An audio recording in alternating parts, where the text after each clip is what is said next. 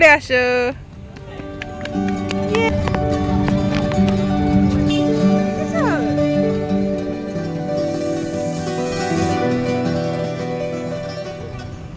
Hello everyone, Moni's ফ্যামিলিতে তোমাদের সকলকে অনেক অনেক স্বাগত জানিয়ে আজকের ব্লগটা শুরু করছি। আশা করি তোমরা সবাই খুব ভালো আছো, আমরাও মোটামুটি আছি। তো চলো ব্লগটা দেখতে থাকো আর সাথে থাকো। সকাল সকাল ঘুম থেকে উঠেই দেখি এই অতিথির আগমন, বসে আছে চুপচাপ নিজের মতো নিজে, দেখতে বেশ ভালো লাগছিল, তাই জন্য একটু ভিডিও করে তোমাদের সাথে শেয়ার করলাম। আর এই শরতের আকাশ নিয়ে তো কিছু বলার নেই, যখনই দেখি না কেন তখনই যেন মনটা ভরে যায়, সত্যি ভীষণ ভালো লাগে। তবে এবার পুজো নিয়ে খুব একটা এক্সাইটেড নই, তার কারণ হচ্ছে আমাদের তিলোত্তমা এখনও সুবিচার পায়নি, তো সেই জন্য পুজো নিয়ে খুব একটা এক্সাইটেড নই। আজকে ব্রেকফাস্টে বানাচ্ছি ওটসের অমলেট। কিছু সবজি দিয়েছি কুচি করে, গাজর, ক্যাপসিকাম, বিনস, সামান্য পেঁয়াজ আর 3টে ডিম। বেশি করে সবজিটা দিয়ে থাকি, তাহলে সবজিটা খাওয়া হয়, ছেলেরও হয় আমাদেরও হয়। আর 1 কাপ ওটস দিলে আমাদের 3 জনের অমলেট খুব ভালোভাবে হয়ে যায়। আর সামান্য গোলমরিচ আর নুন দিয়েছি টেস্টের জন্য। এই রান্নাটা করতে বা এই ব্রেকফাস্টটা বানাতে খুব বেশিক্ষণ সময় লাগে না, ঝটপট হয়ে যায় আর খেতেও কিন্তু বেশ ভালো লাগে। এই স্প্রে বটলটা কিছুদিন আগে আনা হয়েছে। প্রথমে জল ভরে যখন ধুচ্ছিলাম, সার্ফের জল গুলে ভালো করে যখন ধুচ্ছিলাম বটলটা, তখন স্প্রে করলাম, তখন দেখলাম খুব সুন্দরভাবে স্প্রেটা হচ্ছে।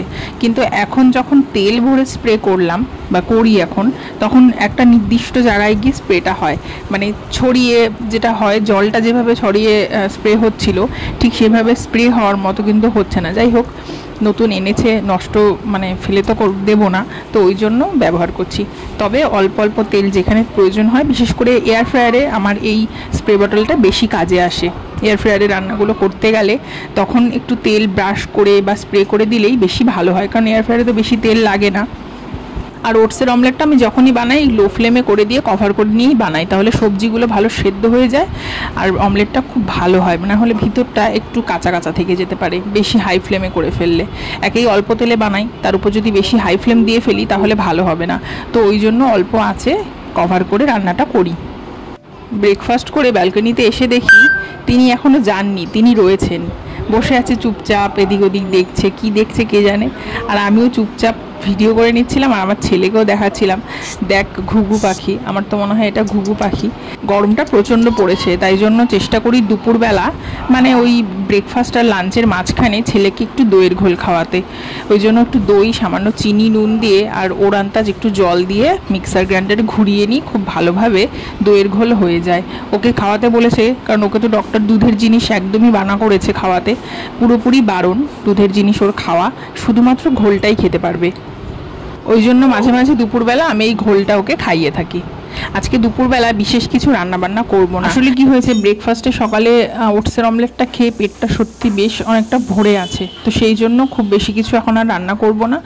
জাস্ট এই পমফ্রেট মাছটাকে তন্দুর করবো, তাও আবার এয়ার ফ্রায়ারে, কারণ তেল তো বেশি একটা খাবো না। আর রেগুলার যা যা ঘরোয়া মশলা থাকে তাই দিয়েই করবো, মানে করছি। জিরে গুঁড়ো, ধনে গুঁড়ো, গরম মশলা গুঁড়ো, একটু তন্দুর মশলা, তারপর একটুখানি কাসুরি মেথি, একটু দই দিয়ে ভালো করে মেখে খানিকক্ষণ রেখে দেবো। আর এটা পুরোটা তোমাদের সাথে দেখানোও হয়নি, তার কারণ যখন এয়ার ফ্রায়ারে দিচ্ছিলাম তখন আমার ফোনে একটু চার্জ ছিল না, সেজন্য পুরোটা দেখাতে পারছি না।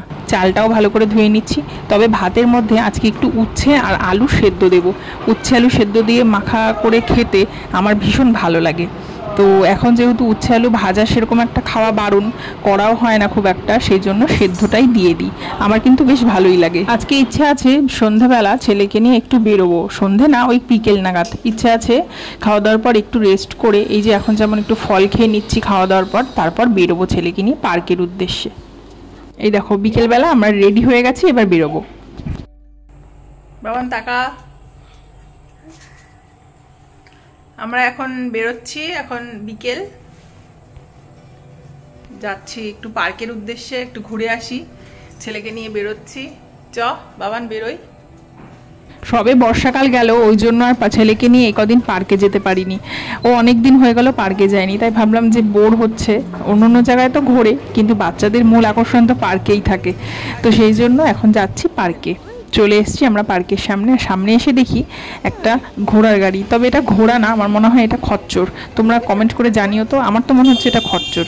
যাই হোক, এখানে রাইড হয়, তো রাইডে আর বসলাম না, তবে বাবানকে দেখাচ্ছিলাম, বেশ মজা পাচ্ছিল, একটু ভয় ভয়ও পাচ্ছিল যে এটা কী জিনিস, ওকে দেখাচ্ছিলাম। ও অনেক দিন পার্কে না আসার কারণে পার্কটা কেউ ভুলেই গেছিলো, তো ভালো করে মনে করিয়ে দিচ্ছিলাম পার্কের ভিতরে গিয়ে।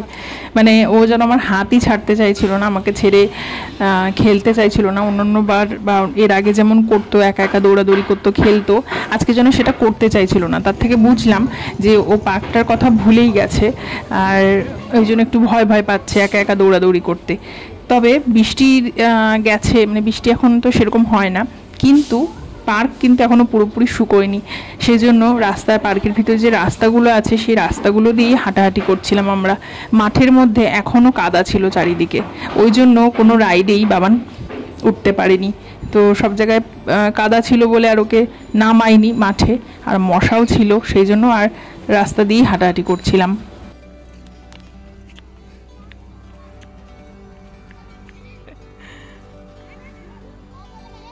ওখানে বসবি? ওখানে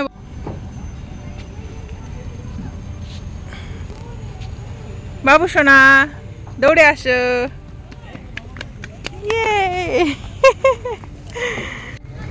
এই পার্কটার যেই জায়গাটায় আমার ছেলে খেলতে সব থেকে বেশি ভালোবাসে, বা যেই জায়গাটায় টাইম স্পেন্ড করতেও সব থেকে বেশি পছন্দ করে এই পার্কের, সেই জায়গাটায় গিয়ে মনটা খারাপ হয়ে গেল। তার কারণ এই স্লিপের এরিয়াটায় ও খেলতে খুব ভালোবাসে।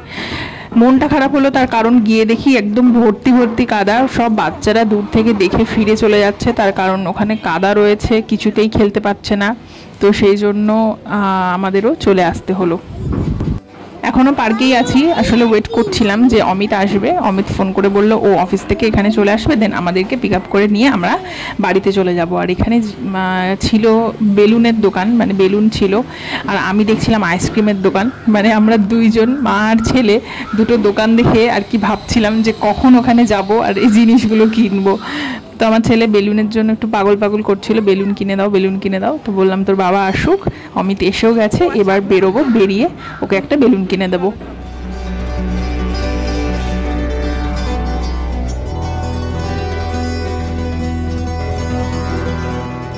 প্রথমে দুখানা বেলুন ওর হাতে দেওয়া হলো, কিন্তু তারপরে ও সেটা আর নেবে না, মানে বেলুনগুলো দিয়ে দিল আর কিনবে না। এখন কিনবে লাইটগুলো নেবে। এই লাইট একটা নিয়েছে, আছে বাড়িতে, তবুও একটা নিয়েছে।